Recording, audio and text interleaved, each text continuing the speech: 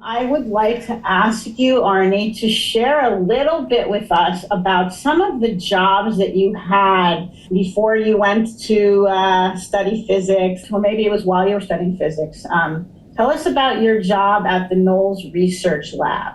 Oh, well, I graduated college really high, summa cum laude and all that kind of stuff with the best numbers in both the arts and the languages. And so I got a job right away at the General Electric Research Laboratory in Schenectady, where your job was simply to appear. You didn't have to do anything. They wanted you to play and use your intelligence to see if it developed new things. So that was one of my most fun jobs. So what did you do exactly? I just went in and started to play with and experiment with different kinds of physics and engineering things. And some of them led to discoveries and useful things later on. So you just followed yourself with whatever interested you? Whatever, including nothing. Can you share anything about like what you were working on and what it developed into? I developed or helped with others to develop new kinds of video microscopic stuff that could see just about anything. When did you work at the Buffalo Airport? Buffalo Air Force Base. I was given a job to do whatever, and I helped them to develop the runway for airplanes. So when the airplanes landed, they wouldn't bump so much. It's a big thing, very big, because where airplanes land on the runway's often split, and there's all sorts of repair work usually that has to be done quickly, except where I developed something different there. Do you want to share more about your time at M.I.T. as a physicist and things that may have happened that would be interesting for people to know about? Well, I went to M.I.T. to get my master's, and I had to study many hours every day, because that isn't so simple, that place. It was great. And for some reason, I did really well. And I got my master's degree with honors, and the professor, who was my professor, said, "Please stay, and I'll give you a Ph.D. if you do this and this and this and this." And I said, "I'd love to, but I have to follow my dreams and go and become a Jungian psychologist," and then later went further than that. So that was MIT. He said, "What? You're going to go study psychology?" Yeah, physics and engineering are great, but how about putting the worlds together? They're so separated. Okay, so I went to Switzerland. And you ended up getting a PhD in psychology. Yeah. What did you do your thesis in? Well, I don't know anymore. Synchronicity.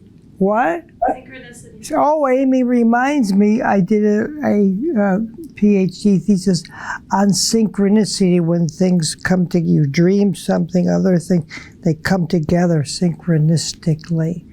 Apparently, I wrote a PhD on that.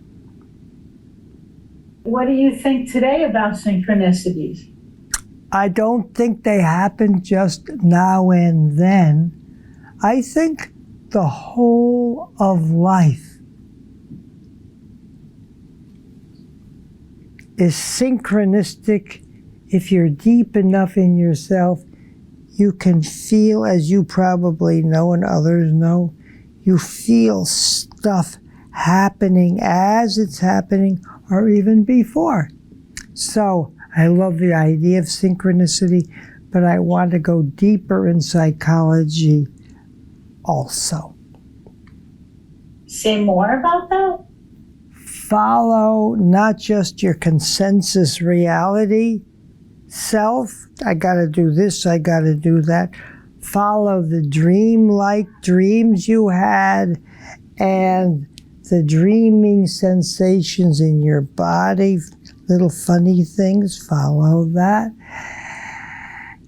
And drop down deeper and let the essence level, I call it the universe, move you. To know who you are and to know how to do things as much as possible.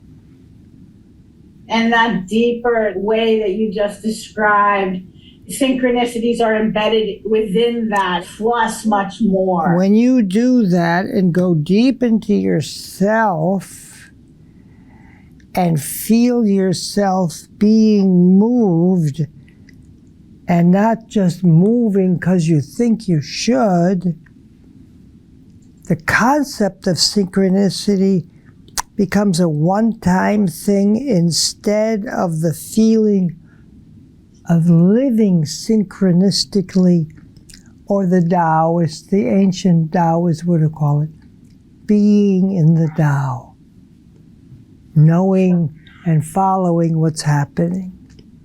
So it's very dynamic, right, what you're describing. It's a dynamic, ongoing process that never ceases. Never.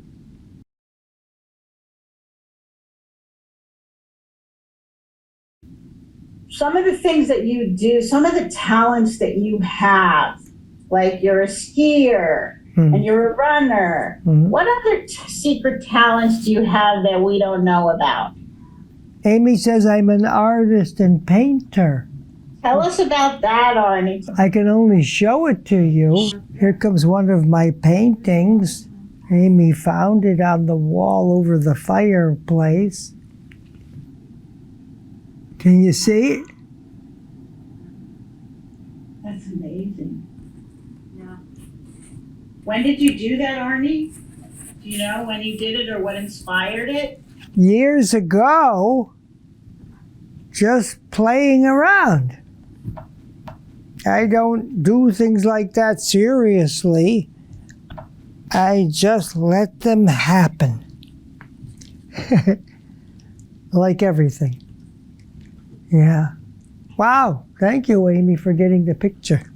When you say I just fool around, I'm curious. I think there are many kinds of practices that it takes to become skilled to be a process worker.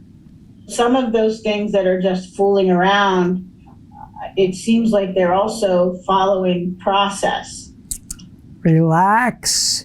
When you want to do something creative, for a couple minutes at least, relax if you can. Take it easy and wait to see where your energies move you and let them dance you while sitting or dancing, and let them paint for you, and let them create new ideas. Very simple, elementary idea. Follow nature. Are those ways, whether it's moving or painting or writing, are those ways of following the dreaming in that way of bringing like our unconscious conscious?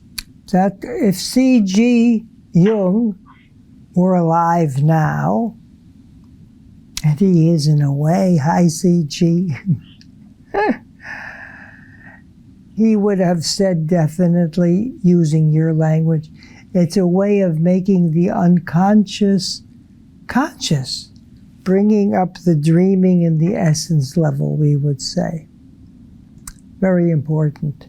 And very important to do it all the time, not just in art, but in relationships. If you get stuck, let go go deeper and watch what the dreaming wants to do with you in contact with others.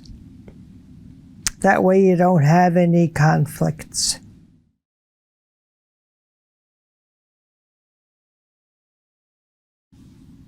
Who is Franz Riklin? How did he come into your life? Isn't there a story about that guy? How do you know about him? Because you mentioned him in workshops before, so there must be another story there somewhere. Well, one day, should I tell you? Please. One day, I went to have a cup of coffee outdoors at the Kunsthaus Cafe in Switzerland, in Zurich, because that's where I like to have a cup of coffee. It was inexpensive, and you could sit outside. And I was not too happily married at the time. So I was looking at the skirts going by, women, and I would say, And then I saw a man a couple of tables down, also having coffee at the Kunsthaus Cafe, which is a central cafe in Zurich, even today. And I would look at him, and he was looking at women going by. And I said to him for some reason, "That one's not for you." And he laughed. And he came and looked at me and he said, "That one's not right for you." See, I was not happily married. I was looking for Amy, but she wasn't there yet. So I said, "Hey, buddy, let's sit at the same table." "Okay," he said. I said, "What's your name?" He said, "Franz." "Yeah, Franz Riklin." I said, "And what do you do for a living?" "I'm the president of the Jung Institute." "What?" "Oh, I am an analysis with a Jungian analyst, Marie-Louise von Franz." "Oh," he said, "I have dinner with her every Saturday evening. Jung told me before he died and told them we should always have dinner Tuesday evenings at their house." Franz Riklin, Marie-Louise von Franz, and Barbara Hannah having dinner. I met Riklin there at the cafe outside. He was my favorite. We talked about everything. He said, "Maybe you want some analysis?" "Absolutely." And I went over to his office, very official. But it was the same kind of analysis as the street experience. Just following the moment. He was very process-oriented. And eventually, I began to actually develop process-oriented psychology, following the moment and the person, as well as their dreams. He had a nice official practice as a psychiatrist. I would go in and sit in the waiting room, but when I went in to work with him, he talked about his wife and their problems to me.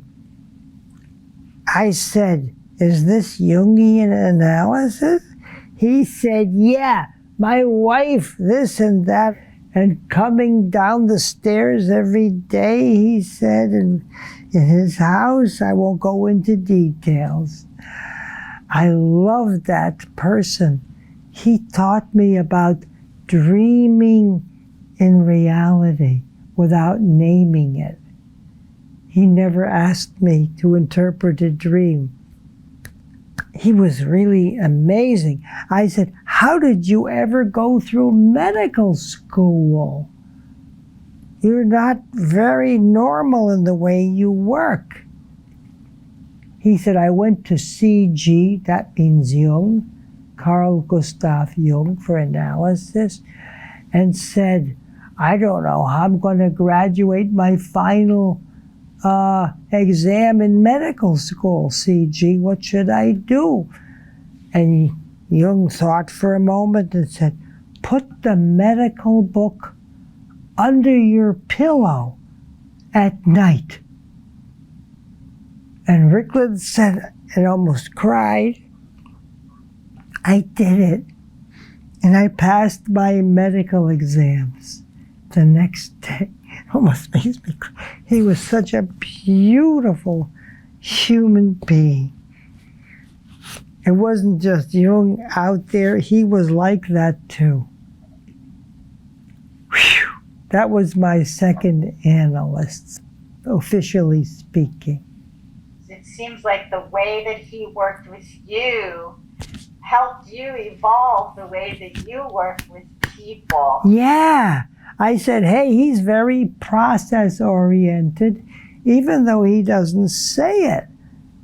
So, what is that? Anyway, then I began to study the science of process work and follow signals. He lived another couple years, and he wasn't well. He had a bad heart, and he died when he was very young yet. Maybe in his early 50s, yeah. And how about von Franz? We started to work together. She was very good at analyzing dreams. I loved it. And then as I started to go along with her, I began to want to look at the body signals. There she was a little nervous. And so our relationship began to be a little bit more separated as I developed process work.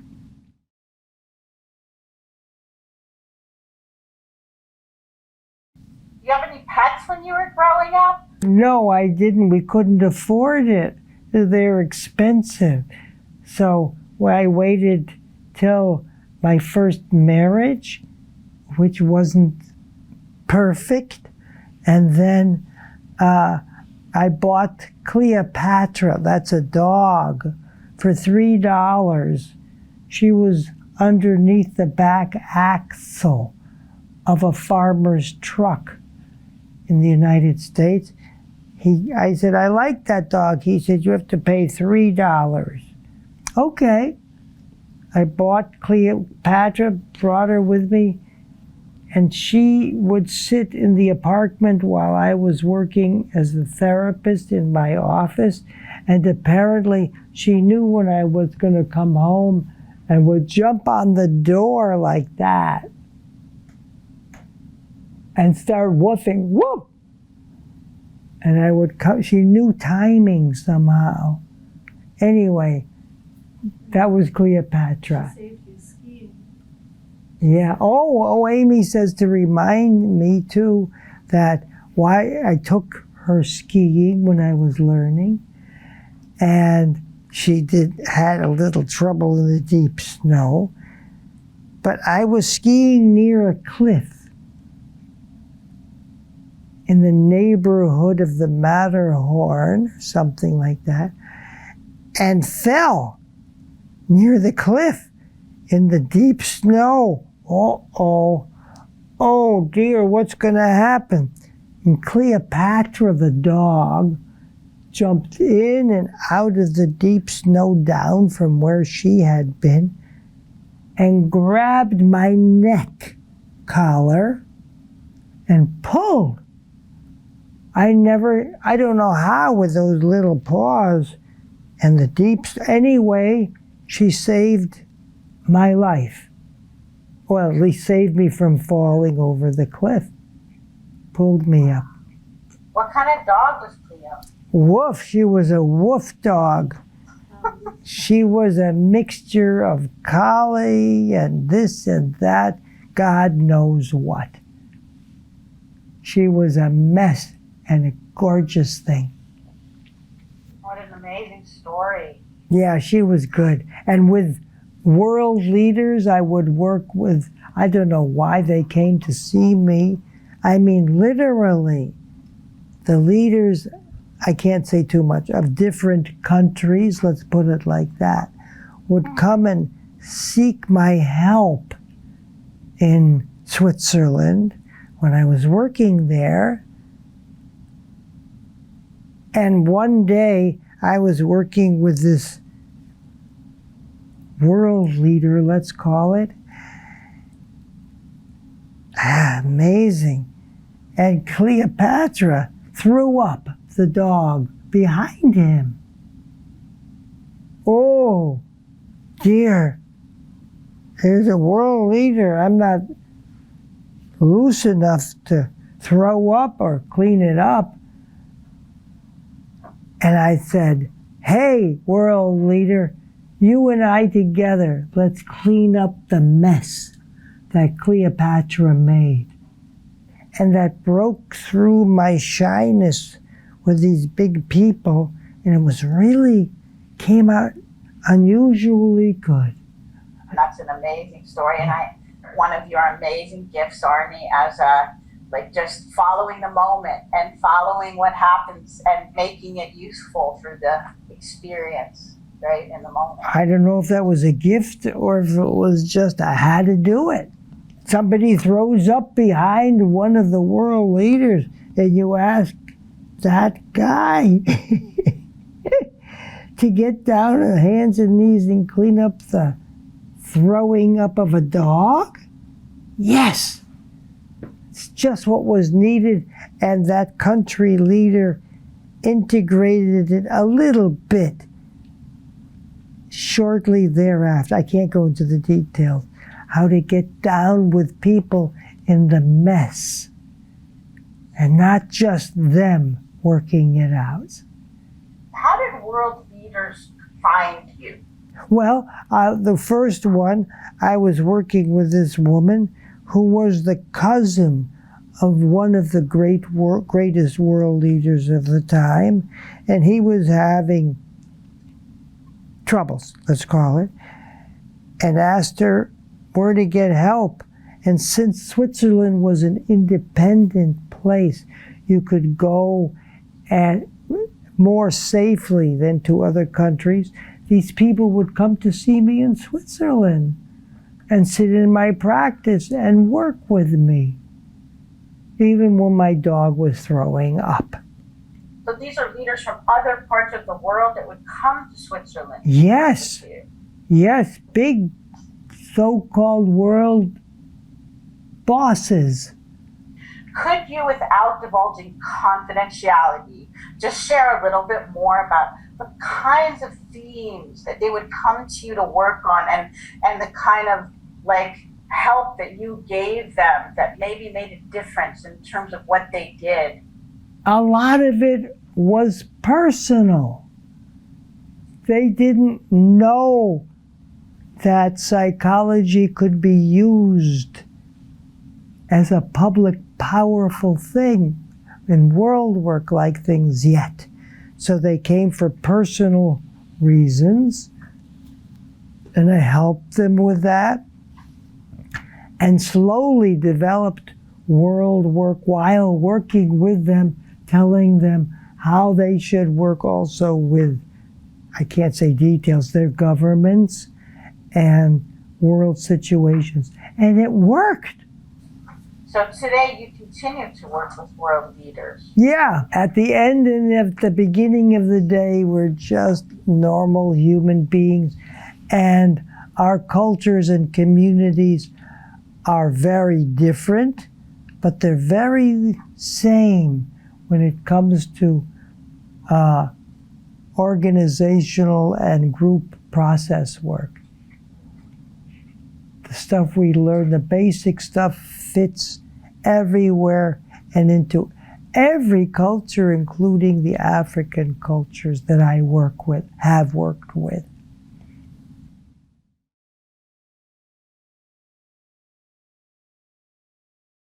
What questions do you have about world work in your continuing empirical research, and what do you feel are the future developments of world work?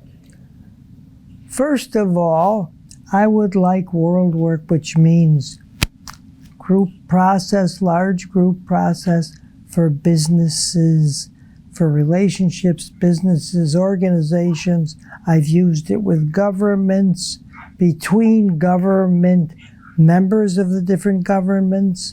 It's been very helpful everywhere. What questions do you have currently about world work in your continuing empirical research? The most interesting question is how to help different organizations realize the consensus reality situation isn't the whole picture, and how to encourage them to pick up the dreaming and what have you in a way that doesn't make them afraid. That's a very big issue right now for me, and it's good and fun. Have you been able to do that kind of work with organizations over the pandemic on the internet? Many. That's been good. We can't touch each other. We can see signals sort of above the waist, but we can't see the whole body. So for you, how has that been? Listening to your voice and the way you speak makes me feel your whole body. Not exactly the same, but we don't touch, and direct contact is very important, but there's many ways to do that besides physical contact. Auditory experience can also be very, very deep, as I know from working with hundreds of people everywhere. You know, I'm thinking about your childhood dream and that experience of the bear chasing you around the world, that movement. And can you just share a little bit about what you feel about that bear chasing you around the world? Well, when I was a little boy, we were very, very poor. I remember the only argument I ever saw between my parents was my father yelling at my mother for spending 25 cents for buying a new piece of glass for the window that had broken, because we didn't have any money when I was very little. And so I was always interested in helping people, then learning how to make money later on and stuff like that. The bear part of me does these things, these little things, and then says, come on, let's bring this and help the whole planet. How do you do that? I said to the bear. Shut up and follow me. And I did. And then one thing led to the other, and then Amy and I have been around the planet 20 times since we were married, and now I just love the internet. We can do all that work online with hundreds and hundreds of people. You just talked about going around the world with Amy like 20 times, and I know that your empirical research took you many places around the world to study with shamans and other special teachers, studying different things and different peoples. Can you tell us about some of those experiences that you had and what they taught you, how they informed the development of process work? Well, we went to India and saw some very special gurus, stuff like that. But I didn't learn much about how to follow myself. And then when we were in Africa, we met shamans, wonderful people, but I want to know how to follow me, how I can be a shaman with myself.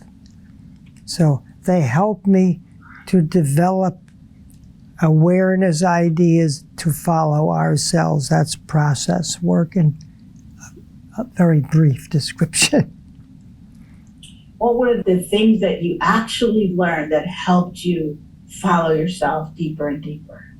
It was belief in what I experience.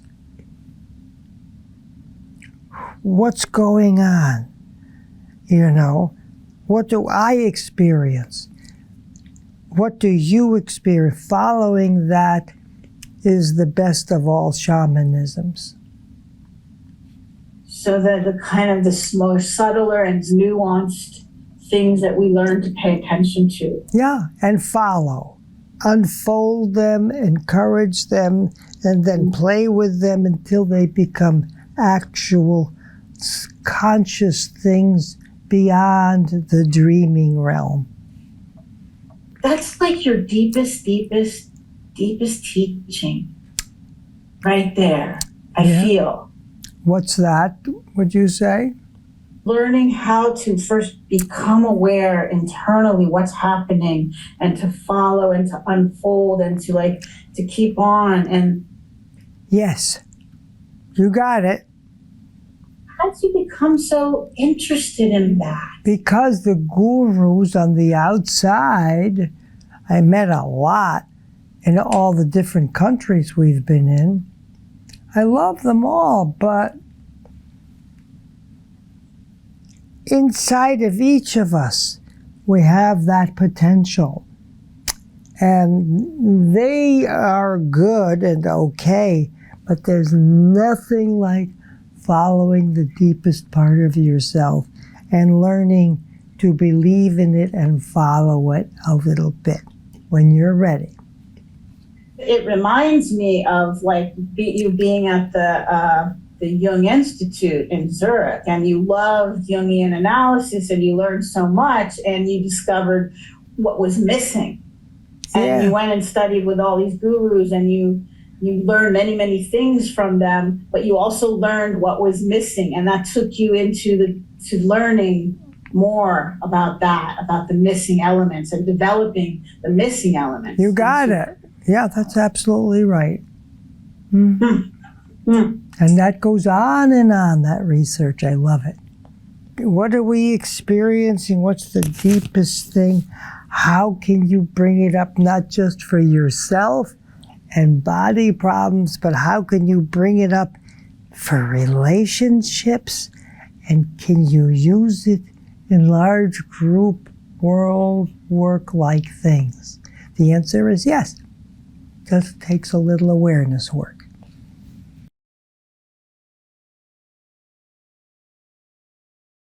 How has life been for you over the time of the pandemic? I love it. Don't have to travel around the world. I can see everybody on the internet and talk to them also and do seminars with many hundreds of people that way. So it's nothing like visiting the people directly, but it's pretty good. And it's a lot cheaper than air flights all over the place and better for the atmosphere of the planet. No airplane mess. What have you been doing in Yahats over the pandemic? Always researching, studying, asking the dreaming what it wants me to discover and develop.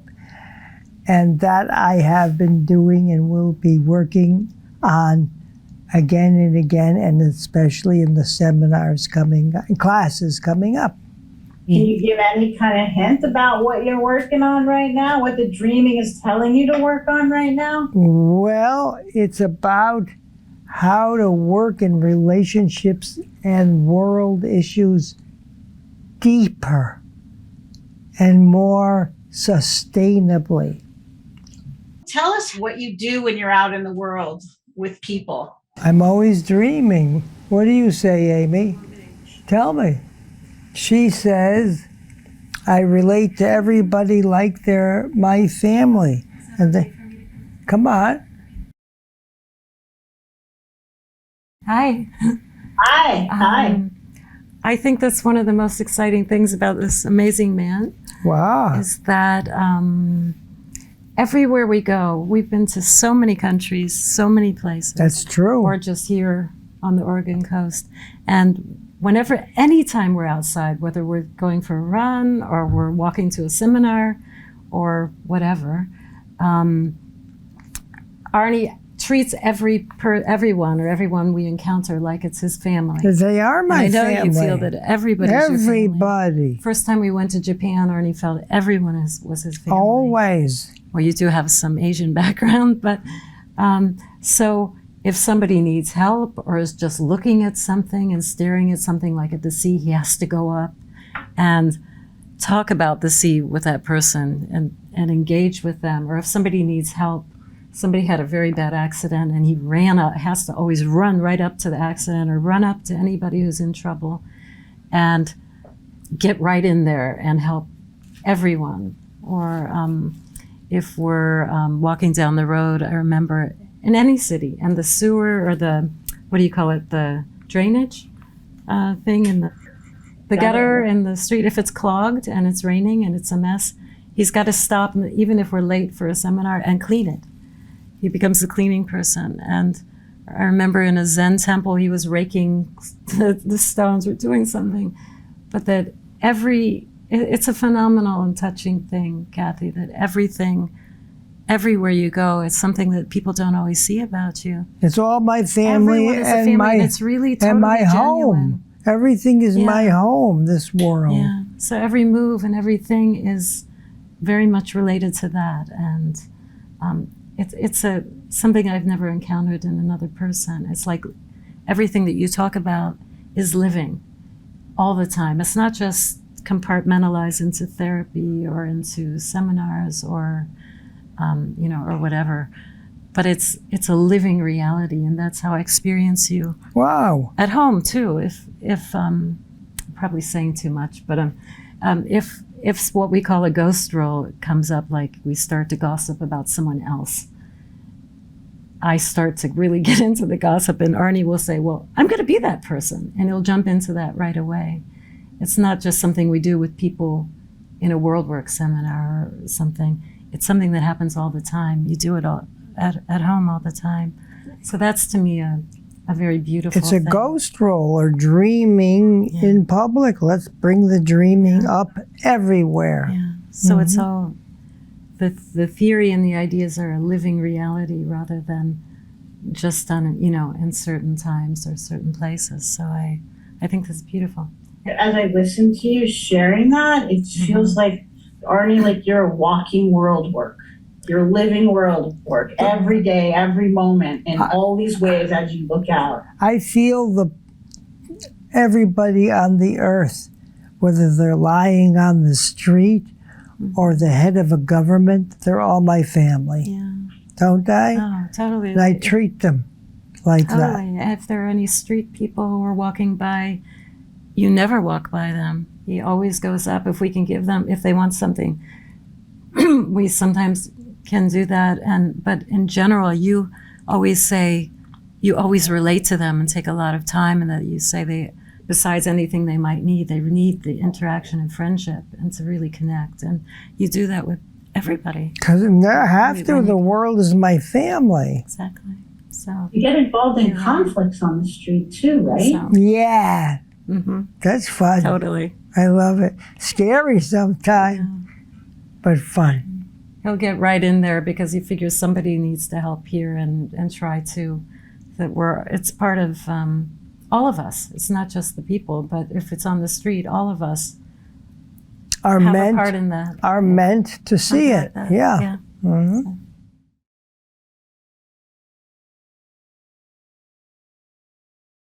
What kind of good trouble or not good trouble did you get into with your brother Carl together as you were growing up?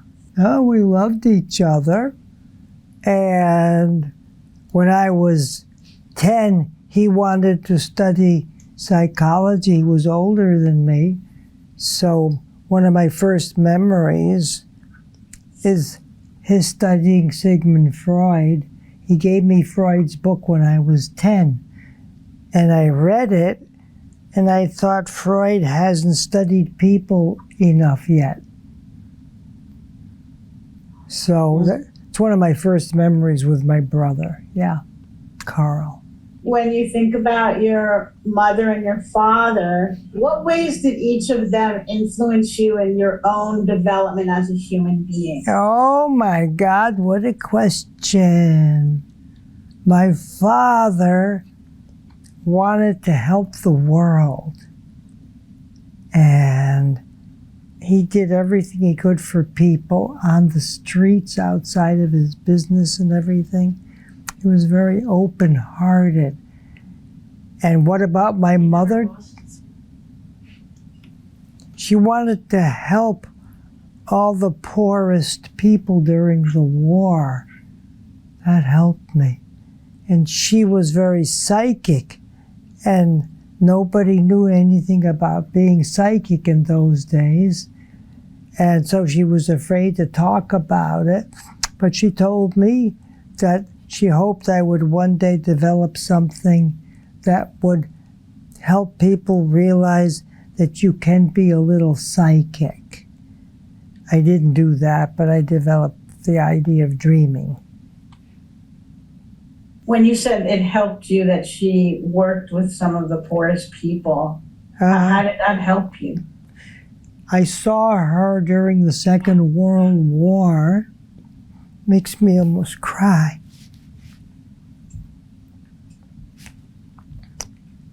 Working in the center of Schenectady, in the most poorest places where people from the war coming to the United States came. Suffering, poor, no clothes, and she was there helping them. She told me I shouldn't stay there. I should get a cup of milk in some restaurant, but I had to go and watch. There were lines of people from the Second World War. And she would talk to them. Some of them she gave a hug to. And almost, I don't know what she did, but afterwards the people often smiled. It was amazing. Wow. I don't know what question you asked that reminded me of that. That was one of the biggest experiences for me. Wow. Seeing these very poor people from the war bleeding and poverty-stricken. My mother talked, a whole line of them, and my mother would sit and talk to each. And they went away with a smile somehow. Wow, I forgot that. I don't know what you just said that reminded me. What about each of your parents influenced your development as a human being? Well, I knew I wanted to now help people in the world. And my father, being a chemist and working for the General Electric Company during the war, I wanted to understand physics. So those things inspired me to do world work and integrate science with psychology. Do you have memories of things that fascinated you as a little boy and things that disturbed you?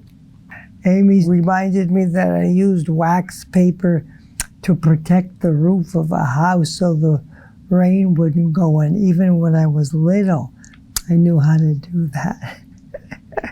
Growing up as a human being was a full-time job. During the Second World War in the United States, and then going to school, surviving being beaten up, that was all a very big thing.